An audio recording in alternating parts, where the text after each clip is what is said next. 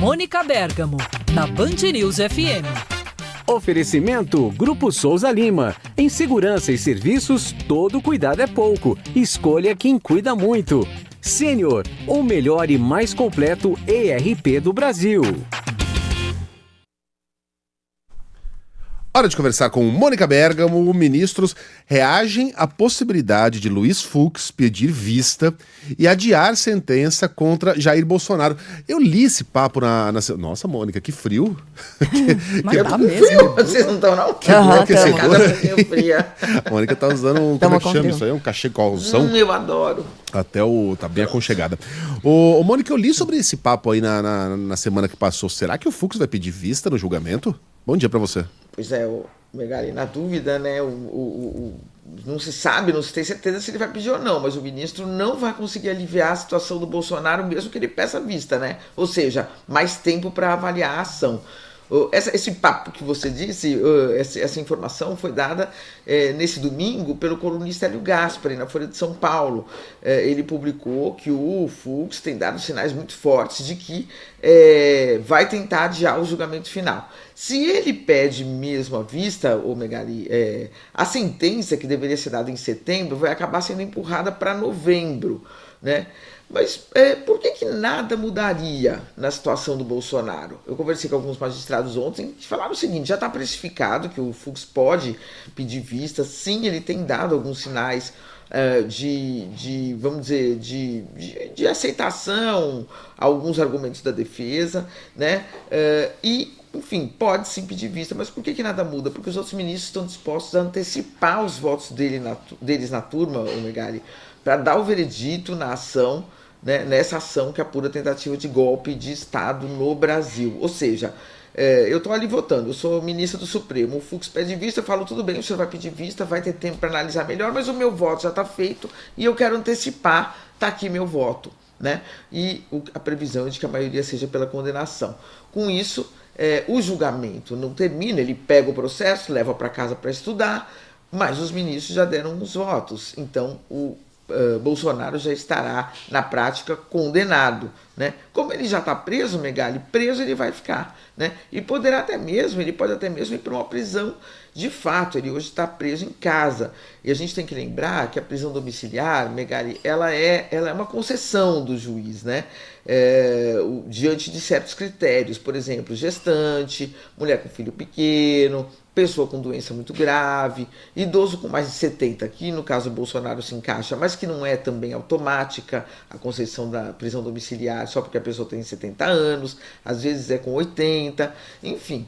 Então, inclusive, a prisão domiciliar pode ser revogada e ele pode ser mandado para uma prisão, de fato, mesmo com o Fux pedindo vista, porque ele já está em prisão, praticamente prisão preventiva, né, por tentativa de obstrução do processo, obstrução do julgamento, coação do juiz, tudo isso que a gente sabe que ele está sendo acusado junto com o filho dele, Eduardo Bolsonaro, por tentativa de coagir o ministro Alexandre de Moraes e não só, coagir também outros ministros do Supremo com a poderosa ajuda do Donald Trump, presidente dos Estados Unidos. Mas o fato é esse, Megali, essa notícia não deixou outros magistrados felizes e pode acontecer isso sim, antecipação de voto e, portanto, Bolsonaro segue preso, mas já na condição de condenado, esperando a sentença final quando o Fux retornar com esse processo. Ele tem prazo para retornar, há 3 meses, então até o fim do ano esse julgamento está encerrado, Megali. Agora,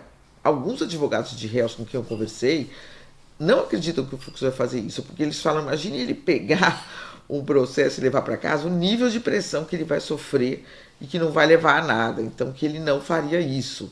Vamos esperar, o tempo vai dizer. O ministro não se manifesta, Megali. Até porque, bom, a gente sempre tende a comparar, né? Porque eu sei, são 2 casos completamente diferentes, completamente distintos, mas a gente tende a lembrar É porque tem muita coisa em comum também, né? Tem os apoiadores dizendo que eleição sem o favorito nas pesquisas é golpe. Então tem muita coisa em comum entre o episódio da prisão de Lula e o episódio da prisão de Bolsonaro, embora sejam casos de natureza totalmente diferente. O STF, embora Lula tenha sido julgado na primeira, segunda e terceira instâncias, também tomou decisões relativas a Lula, muitas, né, a respeito de habeas corpus, e ministros poderiam pedir vistas, mas havia ali uma pressão da sociedade para que o caso tivesse um desenrolar mais rápido, para que aquilo fosse analisado rapidamente, para que decisões fossem tomadas, para que não houvesse procrastinação. É uma decisão difícil do magistrado tomar, né? É uma pressão grande que o cara sofre ali, tendo nas mãos dele um caso tão importante envolvendo um ex-presidente. Bom, e aí eu recuperei aqui o texto do Hélio Gaspari de ontem, Mônica. Eu falei que eu li na semana porque a Folha de domingo sai no sábado, né? Então no sábado à noite você já está lendo. Admita-se que em setembro o julgamento entre na reta final. São fortes os sinais de que o ministro Luiz Fux vai pedir vistas.